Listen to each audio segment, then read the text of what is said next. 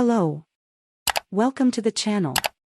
I have the beta of 100 subscribers until the first of the other month. Can I count on your help? Subscribing to the channel and leaving a like. Messi and Ronaldo lead Saudi Arabia's multi-billion-dollar makeover. Saudi Arabia's tally for using icons of Western popular culture to increase its stature and influence on the global stage could soon soar by another 9 digits. The kingdom is willing to pay Argentine conductor Lionel Messi $400 million a year to end his career. While that's a huge sum, even by football's bloated standards, it's just the latest in a series of moves by the petrostate's rulers who are pouring billions into sports, art and music. Saudi Arabia hopes the spending, boosted by excess revenue from its role as the world's top oil exporter, will spur its growing younger generation and boost its tourism industry. Critics say the efforts are aimed at tarnishing an international image damaged by a brutal war in Yemen and the 2018 assassination of Saudi dissident Jamal Khashoggi. Overseeing this so-called soft power play is Crown Prince Mohammed bin Salman, who simultaneously spends billions to build Saudi Arabia's military capabilities with what is now the world's 5th largest weapons budget and pursues a more opportunistic diplomatic route than repeatedly puts Riyadh at odds with Washington. It's a complete reorientation of the realm, says Kristen Smith Dewan, senior resident scholar at the Arab Gulf States Institute in Washington. They want to convince people that this is a welcoming, non-threatening place. Sports betting. The magnitude of its spending has made Saudi Arabia impossible to ignore by the world's political and business elite.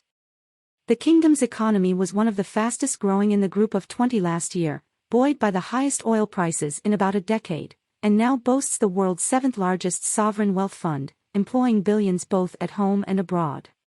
Sports assets top the shopping list. At the end of 2022, Portuguese football star Cristiano Ronaldo signed a contract with Al Nassr FC worth $200 million per year. Just over a year earlier, the Public Investment Fund of Saudi Arabia led a consortium that acquired English football club Newcastle United FC for over £300 million. $373 million. Saudi Arabia is considering a joint bid to host the 2030 FIFA World Cup, having witnessed the tournament's recent success in neighboring Qatar. Read more: how the giant Saudi fund is building a post-oil future. PIF has also earmarked billions of dollars to fund its LIV Golf Tour, which has attracted stars including Phil Mickelson and Dustin Johnson, and last year considered a $20 billion attempt to add Formula One motorsport to its growing sports investment portfolio. Elsewhere, venues in and around Jeddah and Riyadh have hosted mega-money boxing matches featuring everyone from heavyweight champions Anthony Joshua and Alexander Usyk to up-and-coming fighters Jake Paul and Tommy Fury. Sport is central to what Saudi Arabia is doing as it moves towards a world where it is less dependent on oil revenues, according to Simon Chadwick, professor of sport and geopolitical economics at Schema Business School, in Paris. Saudi Arabia wants tourism to account for 10% of its gross domestic product by 2030, when it expects to attract 100 million visitors a year.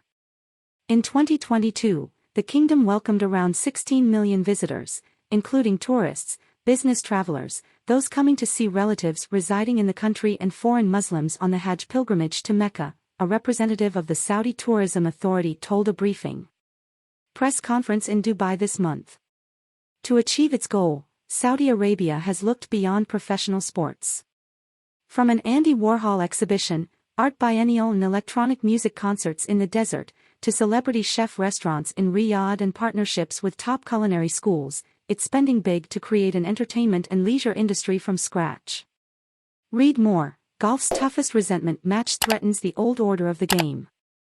Luxury hotels Aman Resorts and Banyan Tree have already been drawn to Al Ula, a former oasis city in northwest Saudi Arabia that is being transformed into a luxury travel destination with a budget of $35 billion. American pop stars Alicia Keys, Mariah Carey and John Legend have recently performed there. Philip Jones, the country's Royal Commission tourism director for Al Ula, said that while some artists still refuse to visit the kingdom, the smart money is in Saudi Arabia looking for opportunities to invest. They recognize that this country is about to explode in terms of growing financial capacity, he said. And it's not just the private sector. In recent years, the UK and France have signed cultural cooperation agreements with Saudi Arabia. False impression.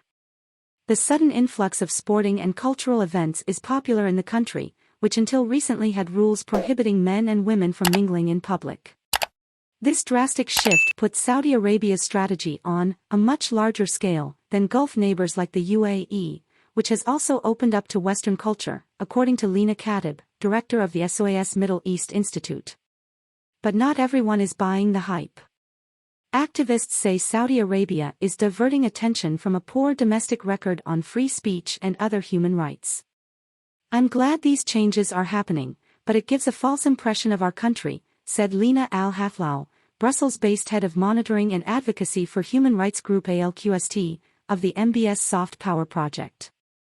She said that once this strategy of using culture, sports, and the arts to rehabilitate the Crown Prince's reputation and attract Western investors and visitors pays dividends, the violations we have pointed out will no longer be effective. Lena Al-Hathloul's sister, Lujain Al-Hathloul, a prominent women's rights activist in Saudi Arabia, was arrested in 2018 and later jailed on charges of inciting regime change and trying to serve foreign agendas. She was released in 2021 but subject to a travel ban. Alula's metamorphosis is just one project fueling MBS's ambitious Vision 2030 plan to reform Saudi Arabia's economy, something that is not universally welcome within its borders. Hawatat tribesmen have been arrested for resisting forced evictions linked to the massive Neom megacity project and risking the death penalty, the United Nations Office of the High Commissioner for Human Rights said in a May 3 statement. A representative for Neom declined to comment. The Saudi government's Center for International Communications did not respond to requests for comment. Read more: SpaceX launches crew of private astronauts to space station. Earlier this month, Fahd Hamidaddin, CEO of the Saudi Tourism Authority, led a large contingent that attended the annual Arabian Travel Market exhibition in Dubai. He said it was only the third time that Saudi Arabia participated in the fair that was launched 30 years ago. Addressing reporters at a luxury hotel during the event, Hamidaddin sat in front of a large screen showing images of a smiling Messi as an ambassador for Saudi tourism. The footballer and his family were seen weaving baskets, petting purebred Arabians and playing in amusement parks during a visit to the kingdom. For those who are skeptical, if you want to go out of your way to talk and say things about Saudi Arabia, I would encourage you to check it out before you make that effort, Hamidaddin said at the event. Hope you enjoyed the video. Do you agree with the football revolution in Arabia? Leave your opinion in the comments. If you came here, leave your like and subscribe to the channel.